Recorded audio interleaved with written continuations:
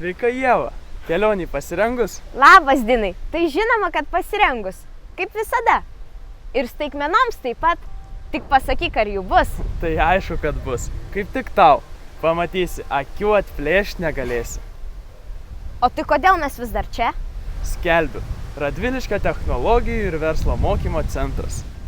Radviliškio technologijų ir verslo mokymo centre iškilmės. Nuotaikinga diplomų teikimo ceremonija šiųmečiams absolventams.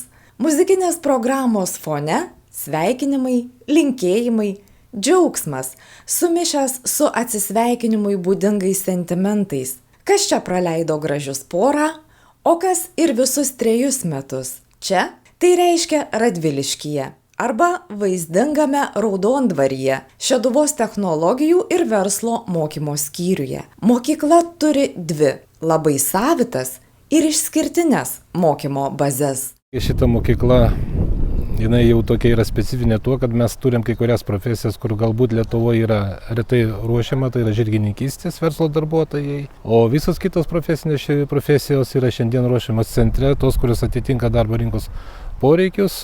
Tai yra metalo apdirbimas, medžio apdirbimas, statyba, virimo, maisto ruošimas, viešbučių darbuotojai, kompiuterinio raštingumo.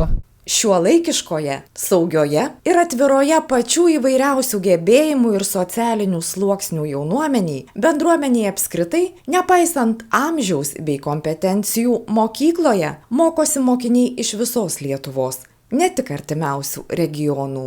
Svarbiausia, kad čia yra sudarytos sąlygos mokytis mokiniams, kurie turi neįgalumą, tai yra fizinę negalę galbūt, gal kitas sveikatos problemas. Ir šita mokykla tuo yra ypatinga, kadangi čia galima įgyti tas profesijas, kurios yra ruošiamos pas mus, ir be to vaikams yra sudarytos visos sąlygos čia mokytis, gyventi bendrabuty ir dalyvauti visuomenėje po pamokinėje veikloje. O svarbiausia, kad mūsų mokiniai yra aktyvūs tuo, kad mes stengiamės, kad jie turėtų galimybės dalyvauti įvairiuose tarptautinėse projektuose. Kad ir, sakykime, šiais mokslos metais mes jau turim paruošę apie 12 projektų, kur pernai mes esam laimėję iki 16 projektų su bendrais partneriais.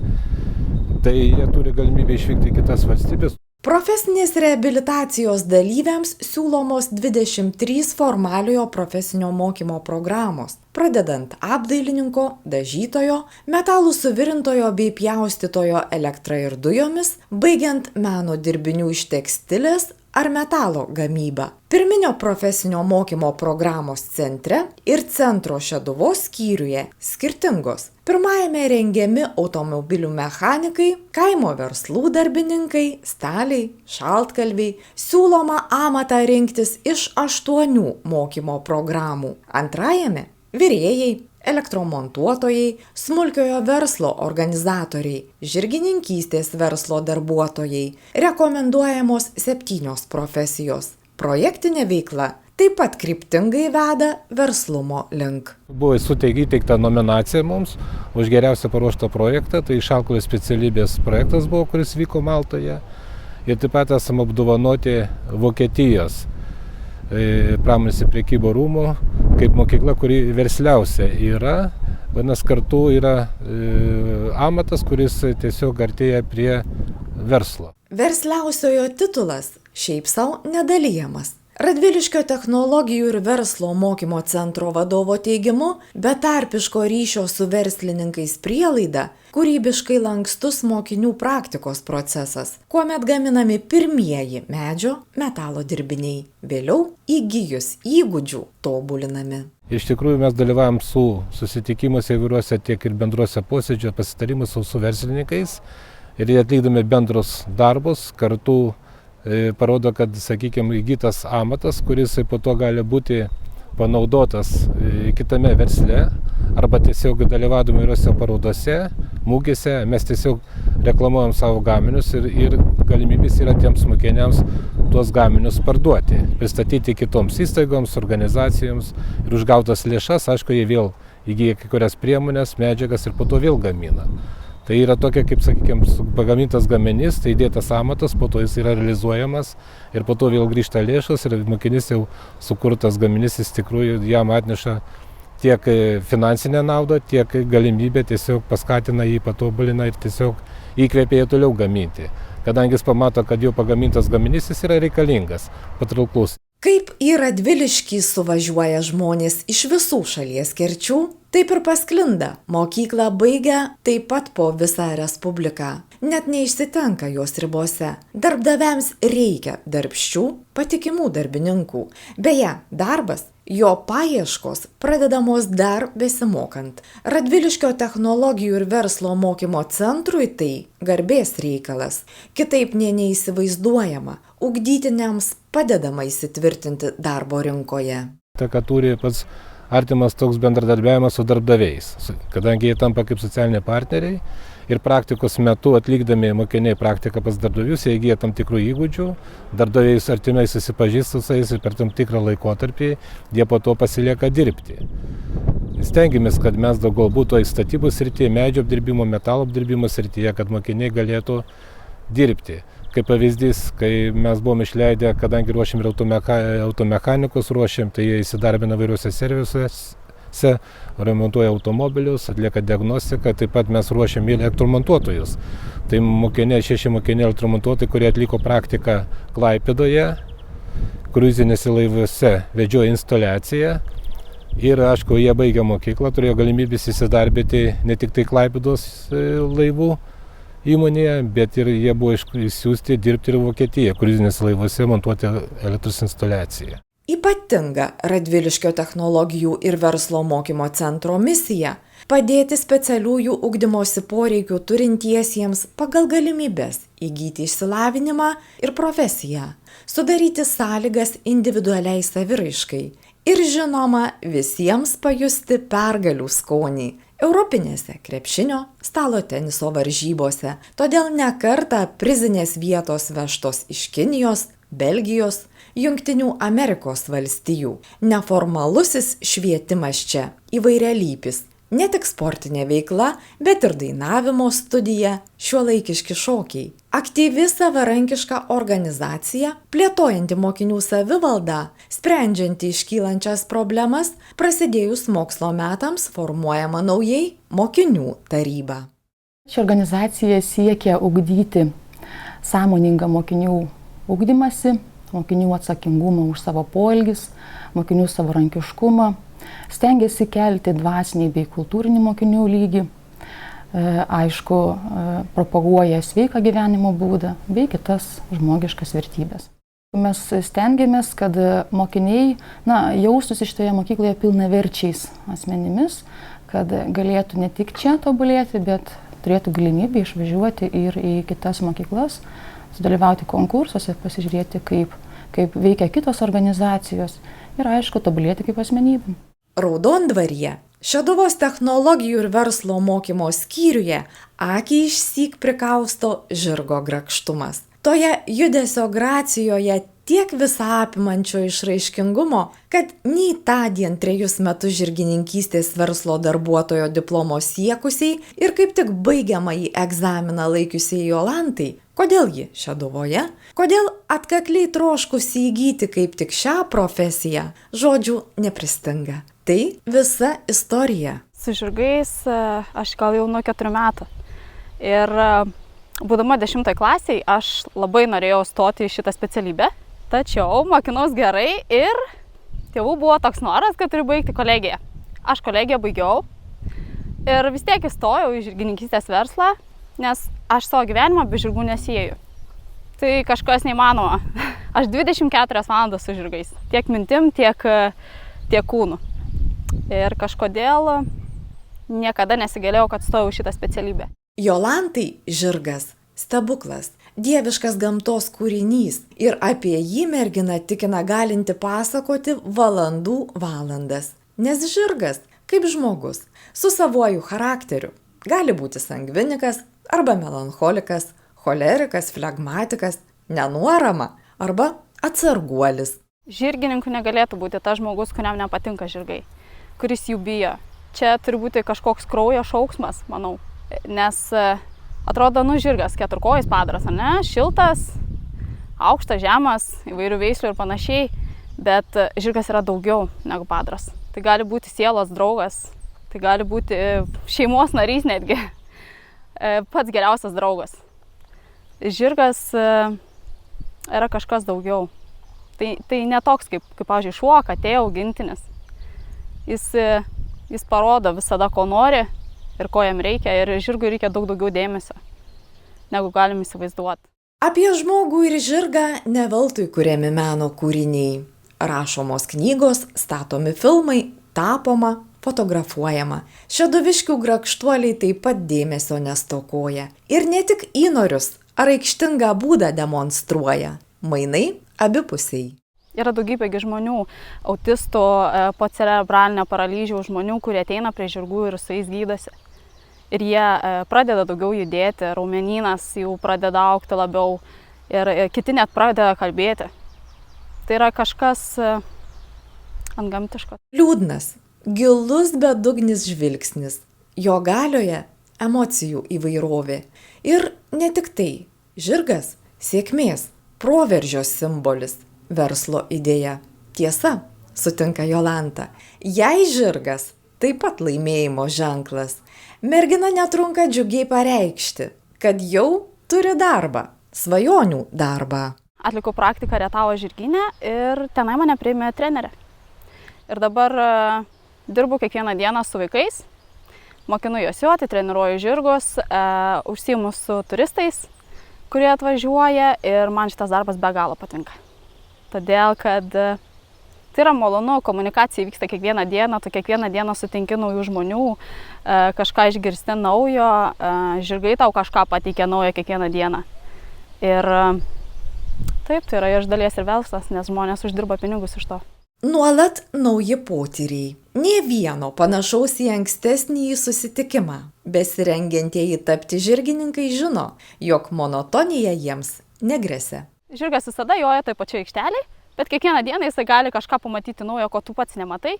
Ir tau žirgas parodo, ten kokį nors šešėlį. Tu dar jo nematai, o žirgas jau matai, rodo, ten kažkas ne to, jau kažkoks šešėlis atsiradęs.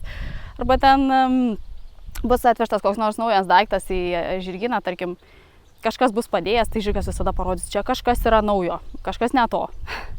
Tai su žirgu visada tu turi būti budrus ir reakcija turi būti greitesnė.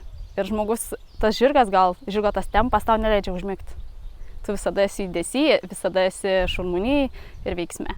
O štai ir profesionalios žirgininkės įžvalga. Vertingas patarimas ieškantiems, svarstantiems, dvejojantiems, neapsisprendžiantiems. Norėčiau pasakyti tiem, kurie labai nori, bet bijo žirgų. Nebijokite. Prieikite, eikite į žirgynus, domėkite žirgais. Jeigu tik yra noras, visada jums padės. Jūsų niekas nelaipins per prievartą. Jūs galite tik būti, žiūrėti arba paglostyti ir tada tikrai nuspręsti, ar jums patinka žirgai ar ne. Mokykis ir leisk laisvalaikį pas mus. Toks Radviliškio technologijų ir verslo mokymo centro šaukinys. Ir dar pažadas – aprūpinti bendrabučių, mokėti stipendiją. Aktyviausius kviesti dalyvauti tarptautiniuose projektuose, profesinius įgūdžius bei kalbų žinias tobulinti užsienyje. Apskritai, pasiryžusiems įgyti amatą, Radviliškio technologijų ir verslo mokymo centre gali kilti tik vienintelė problema – kaip iš visų patrauklių mokymo programų išsirinkti vieną, kai norisi beveik visko iš karto.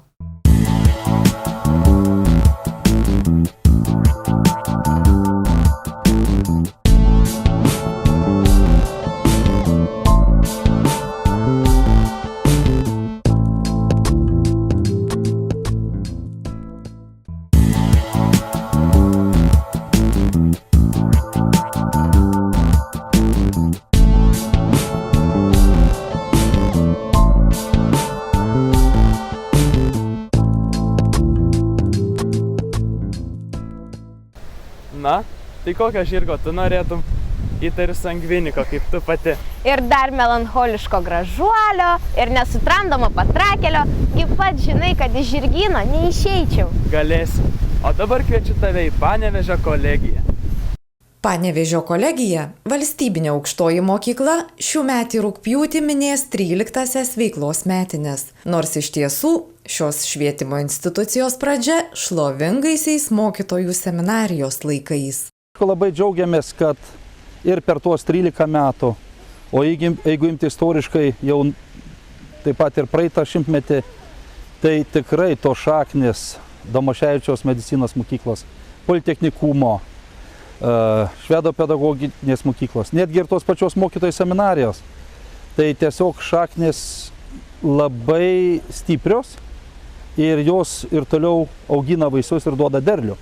Panevėžio kolegijos vadovas realiai vertina šios aukštosios mokyklos būtį kitų panašių Lietuvos valstybinių kolegijų kontekste. Gebėjimas puoselėti paveldėtus istorinius kultūrinius turtus ir žinoma nudienis susitelkimas, kryptingas visos kolektyvo energijos nukreipimas į svarbiausio kolegijoje studento ir tuo pačiu į jo būsimo darbdavio poreikius. Tai šios bendruomenės stiprybė. Mūsų bendradarbiavimas, pasitikėjimas, partnerystė su Panevėžio prekybos pramonės amatų rūmais, mūsų tikėjimas socialiniais partneriais, visų tiesiog ir nepavardinsiu, bet taip pat ir medicinos atstovai visi, pedagogų atstovai visi. Apie verslo atstovus minėjau, dabar naujai užsimezgė draugystė su atsikūrusia Panevėžio krašto pramonininkų asociacija. Manau, kad būtent tai įgalina studentui čia ir dabar siekti ne tik mokslo, bet taip pat siekti praktinių įgūdžių, suprasti, ko iš jo gyvenime norės darbdavys ir dar geriau pasiruošti gyvenimo iššūkiam, gyvenimo galimybėm, gyvenimo grožiui ir drąsiai eiti tą nuolat besikeičiantį pasaulį, kuris taip pat viena vertus gali būsimam absolventui daug duoti jo tolimesniam augime, savęs realizavime. Bet taip pat tos rizikos irgi taip pat gali jauną žmogų ir išgąsdinti ir pažeisti. Tiesa, rinkos ekonomika puikus žmonijos kūrinys, sako Egidijus Žukauskas. Tačiau šioje lankščioje gamybos organizavimo sistemoje, kaip ir gyvenime, ne tik džiaugsmo gaidos skamba, pasirengęs iššūkiams. Toks Panevėžio kolegijos absolventas. Tai, ką mes turime ir turime su valstybės pagalba mūsų nuostabią praktinę mokymo bazę, įvairias laboratorijas, tai va ta sintezė, ugdymas, mokinimas, laboratorinis darbas čia, praktikos, realios, net su galimybė įsidarbinti pas mūsų socialinius partnerius, būsimus darbdavius, ta būtent sintezė ir padeda mums ugdyti žmogų. Tuo labiau, kad mūsų studentas per paskutinius keletą metų pasikeitė iš esmės, mes turime studentą tradicinį, taip sakykime, kuris ateina iš mokyklos suolo, gimnazijos suolo, profesinės mokyklos suolo ir turim studentą, kuris jau turi 25 ar 30 ar virš 40 ar virš 50 metų, kuris turi gyvenimo patirtį, bet jam reikia vienokių kitokių įgūdžių ir žinių ir jis tampa mūsų studentų tęstinėse studijose. Egidijus Žukauskas didžiuojasi esąs Panevėžio kolegijos bendruomenės narys. To ypatingo, supratingo, kompetentingo, intelektualaus kolektyvo studentui įduodančio tai, ką turi vertingiausio, pagarbiai diskutuojant, įsiklausant, tolerantiškai. Mes turim studentų ir turim dėstytojų, kurių pasiekimai konferencijose, konkursuose, darbuose skamba ir Lietuvos mastu, ir Europos mastu. Tačiau visų pirma, manau, kad meilė ir darbas ir jo vaisiai turi prasidėti nuo gimto kraštos. O Panevėžio kolegija, mūsų valstybinė aukštoji mokykla, mūsų alma mater ir toliau tikrai neš naudą Panevėžio miestui ir Aukštaitijos kraštui. Žinoma, Panevėžio kolegijos studentai ne tik rimtai rymo auditorijose ir susikaupę triūsia laboratorijose. Studentauja, o bravo ceremonija, kone laukiamiausias įvykis. Tradicinis renginys, skirtas paskelbti metų geriausius, talentingiausius, drąsiausius ir dėstytojus, ir studentus. Tai puikia galimybė kartą per metus į viską, kas vyksta kolegijoje, pažvelgti kitu kampu ir apdovanoti akademinės bendruomenės narius. Apdovanojimai yra padėka už darbą ir atsidavimą. Dalinsim 10 apdovanojimų. Tai būtų metų dėstytojas, metų studentas, metų kirvis, metų grupė, metų šypsena, metų sportiškiausias, metų talentingiausias. Nominacijos verčiausiosius renka visa kolegijos bendruomenė. Bravo, kuo toliau, tuo labiau ryškėja pagrindiniai renginio svečiai – juokas, gera nuotaika, šmaikštumas. Kaip ir kuo matuojamas geriausias studentas? Visi matmenys buvo išmatuoti pagal studijų rezultatus, aktyvumą, užklasinę vadinamą veiklą, paskaitinę veiklą, tiek mokslinėse draugijose, tiek visur kitur. Tai kas tampa geriausiu?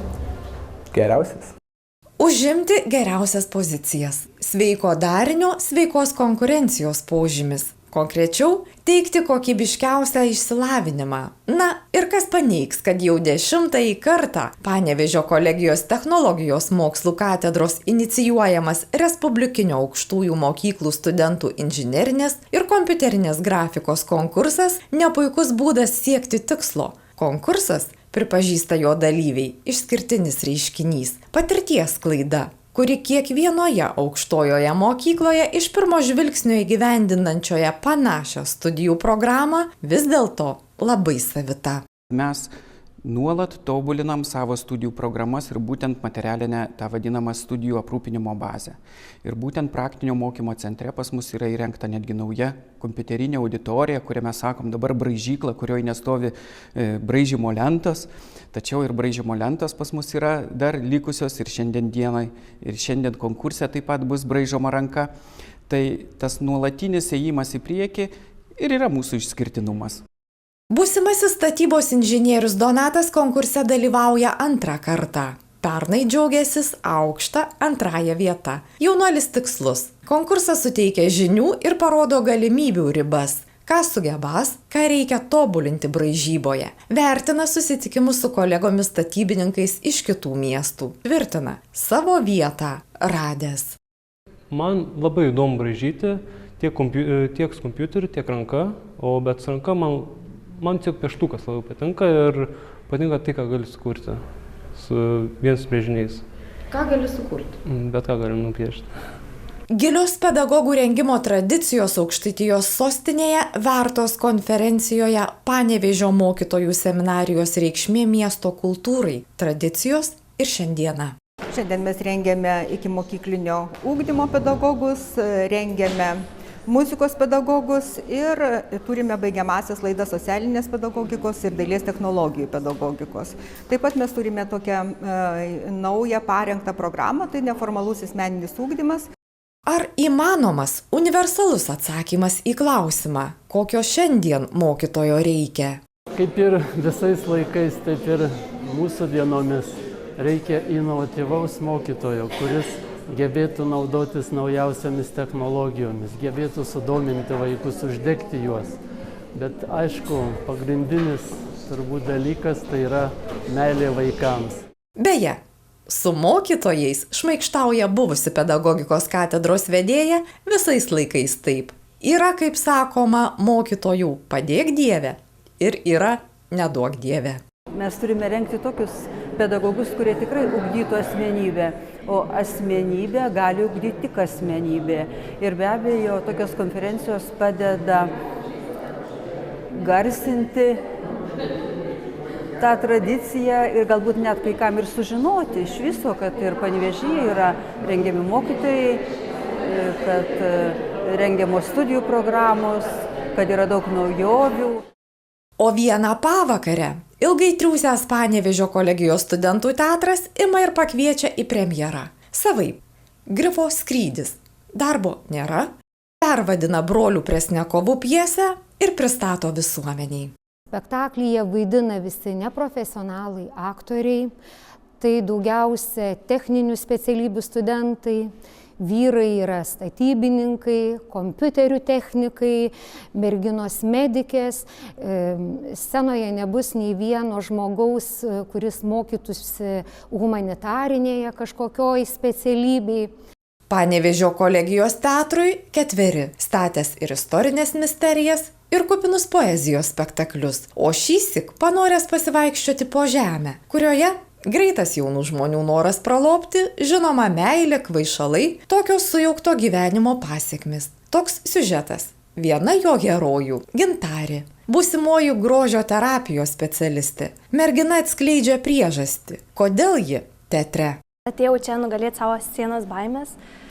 bet manau, kad gavau žymiai daugiau tiesiog iš viso šito teatro. Ir iš tikrųjų norėčiau parekomenduoti visiems ateiti į šį teatrą, kad jisai gyvuotų ilgai. Kompiuterių tinklo administravimo specialybės absolventas Žygimantas irgi teatro menui neabejingas. Šiame teatre esu nuo pat jo susikūrimų, dar nestudijavau, čia pačioj kolegijoje atlikinėjau praktiką informacinių technologijų centre. Pakvietė pabūti garso operatorium, tai pabuvau aš garso operatorium čia iki šio spektaklio, šiame spektaklyje galų gale režisieriai mane sugebėjo įkalbėti užlipti ant scenos. Iš žiūrovų salės pakilti į sceną vaikinas neslėpė seniai norėjęs, bet tiesiog prisibijojęs. Vengęs didelės atsakomybės. Dabar prisipažįsta, kad be reikalo ir nustebina ištaręs, jog teatras jam ne tik malonumas, bet ir nauda. Aš suvalkietis, aš ieškau visada naudos. Ir nauda nebūtinai gali būti pinigai, gali būti tiesiog savęs išreiškimas, savęs malonumas ar kažkas panašaus, bet viskas yra nauda. Nes vis tiek pasirodo prie žmonės pamato, žmonės susidomė, gal įdomus žmogus, gal kažką sugeba. Ir atsiradę pažintys visada atneša kažkokią naudą. Laisvalaikis teatre. Režisierės įsitikinimu tai nedėmesio neverta smulkmena. Tai tikriausia jauno žmogaus charakteristika. Labai apgailestauju, kad negalima į diplomą įrašyti kažkokių vertybinių studento nuostatų, nes tai yra žmonės su didžiuliu pilietiškumo jausmu, nes tai yra kolektyvinis darbas. Puikus, jauni, aktyvūs žmonės. Biomedicinos, socialinių, technologijos mokslų, vadybos ir verslo katedros. Po jas pasklinda būsimieji burnos higienos ir odontologinės priežiūros specialistai, kineziterapeutai ir grožio terapijos meistrai, inžinieriai, informacinių technologijų žinovai, vadybininkai, finansininkai, socialiniai darbuotojai, pedagogai, pramoginės muzikos atlikėjai. Panevėžio kolegija. Tavo karjeros pradžia. Teigia ši valstybinė aukštoji mokykla. Oho, kiek daug savo mokyklai atsidavusių žmonių. Puiki Panevėžio kolegija. Ir studijų programos patrauklios, ir studentaut smagu. Tikrai taip. Kuo toliau, tuo labiau įsitikinu, kad neprapulsi žemišką amatą pasirinkęs. Dėkojame žiūrėjusiems. Nauja nuo amato iki verslo laida jau kitą savaitgalį. Būtinai pasimatykime. O šią ir kitas nuo amato iki verslo laidas galite peržiūrėti TV3 Play galerijoje.